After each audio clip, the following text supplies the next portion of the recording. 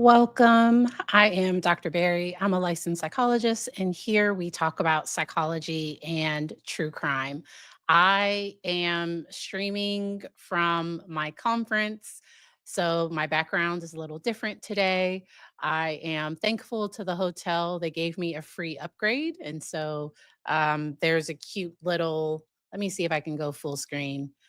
So this is like the living room area, and then there's like a bed. Like I got upgraded to a nice suite. It just so happened to happen. Lisa, I'm gonna prepare myself and prepare the stream because we're about to listen to the verdict from the Jordan Henning case. Okay. So this case is involves the death of a active duty military. So it was his wife. So, and this incident happened in the home where their children were as well. And so, really, really sad case. Let me go on ahead and share my screen. I think I'm going to update the links a little bit later because I think my links might be wrong. But let's go on ahead and listen into the verdict. A fourth person of the grand jury of the jury, has the jury reached a verdict? Yes, sir. All right. If you'll hand that verdict to my bailiff.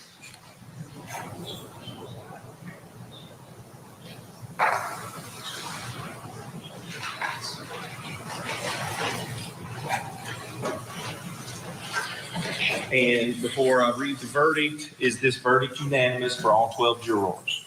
All right. I'll ask the defendant and his counsel to please rise.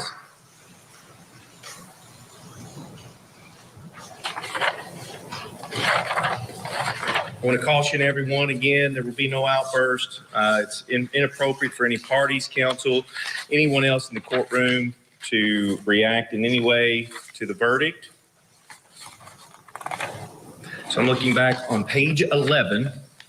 We, the jury, find the defendant guilty of first-degree manslaughter under instruction number 6, signed by the foreperson. Again, let me ask you, foreperson, did I read that correctly, and is that all 12 jurors agree with that verdict? Sure. All right. You may please be seated. Counsel, if anyone would like to review the verdict form. All right. So he was found guilty of first degree manslaughter. So it just came out on court TV today. I was a little confused with when closing arguments happened.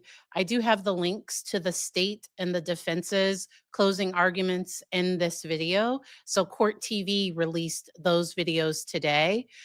So he was charged with first degree murder. And let's look at what the difference is between first degree in Kentucky versus first degree manslaughter.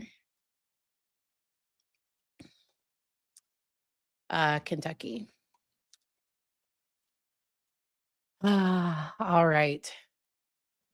And so for the capital M, it involves intent to cause death, while first degree manslaughter causes death either with intent to cause serious physical injury under extreme emotional disturbance or through harm of a vulnerable person without the intent to kill. And I get why people would be kind of upset with that, especially with the fact that he spat on her body after he did all of those things. We did listen to the psychologist that testified that he was under extreme emotional distress, and that's what that psychologist believed. Let's see what he might be facing still with first degree manslaughter.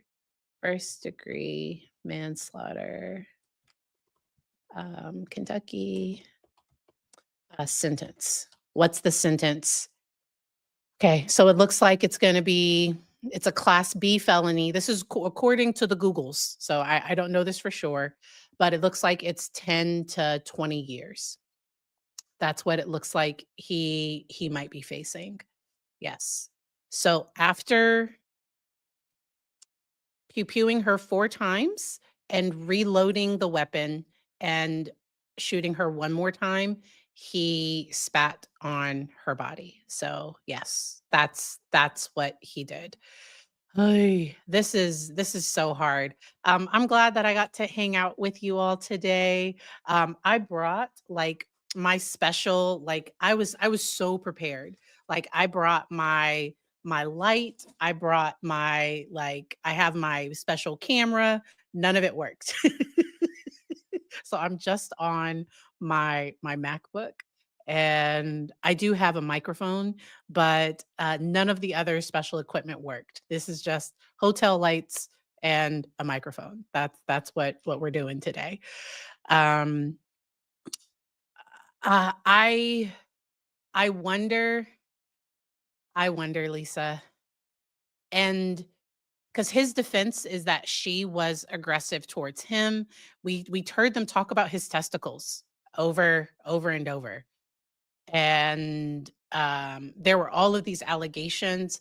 I thought the neighbor, was it Jewel? Just y'all know I'm bad with names, but there was a female neighbor that testified about things he had said, things he had done. I think they're back and forth with the defense because I didn't play that for you all. It's my understanding that it got pretty fiery with her on cross examination, and I wonder if some of that made her look a little less credible. But even the kids, it's my understanding that one of the daughters testified. One of So her name was Ashley. So one of Ashley's children, yes, yes, yes. So yes. Let me see. If you look at the let me see if I have them both. I'll pull them up. Ashley Henning and Jordan. Um, let me see. Is this just okay? This will just do the image. Let me see if I can open image in new tab. Did it do it?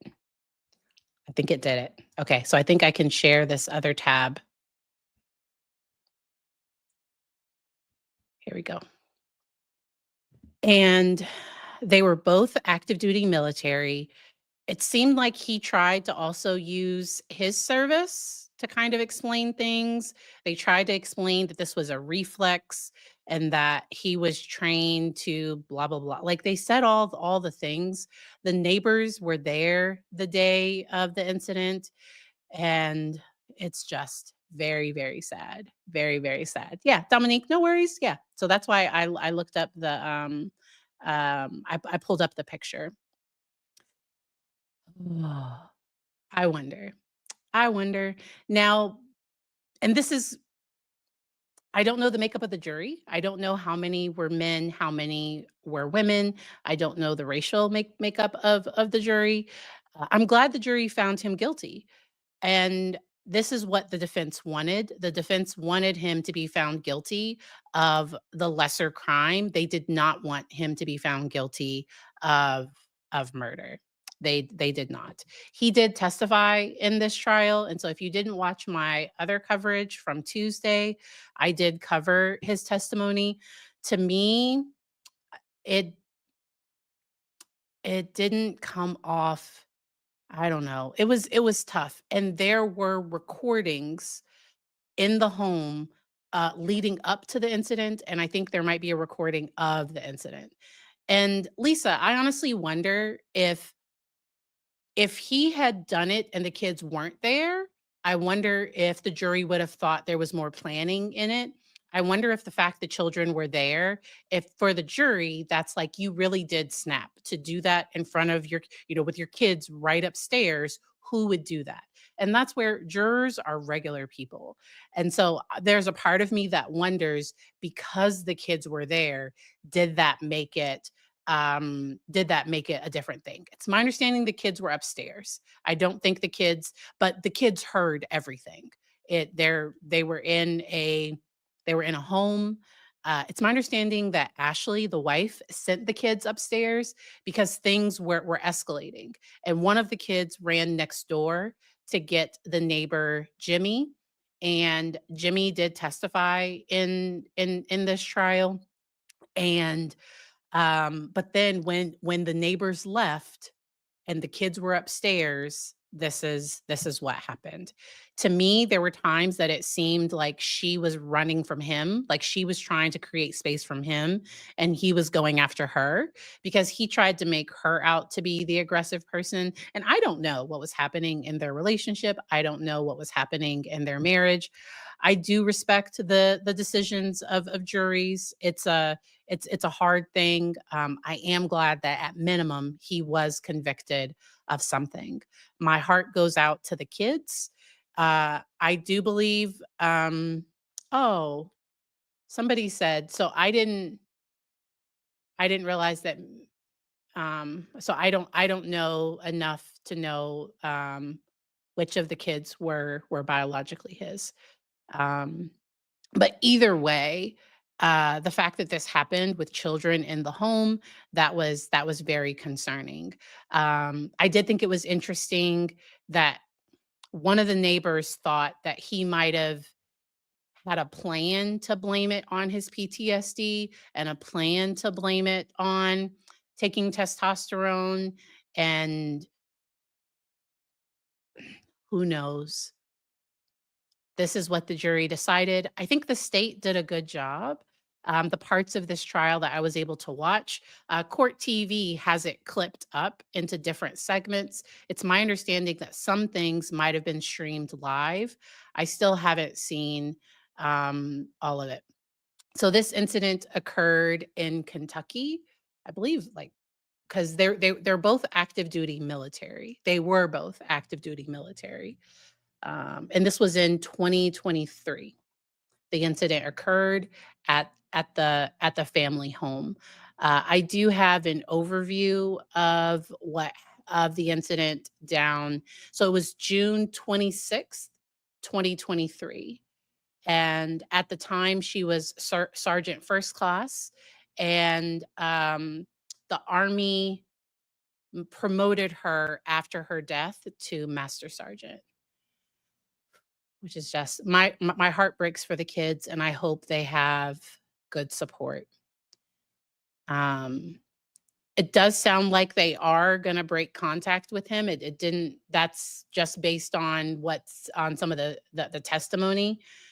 Um, and the defense tried to explain away that he knew where the videos were. It's just it's super sad. Super, super sad. Yeah. I don't think it had anything to do with him being on testosterone. It sounded like from the neighbor, it sounded like he could get aggressive when he was drinking. Now this was all from the prosecution side, and because when the neighbor described that when he drank that he would get kind of handsy, and then for him to describe that Ashley didn't like for him to touch her, I was wondering if there was any correlation with drinking.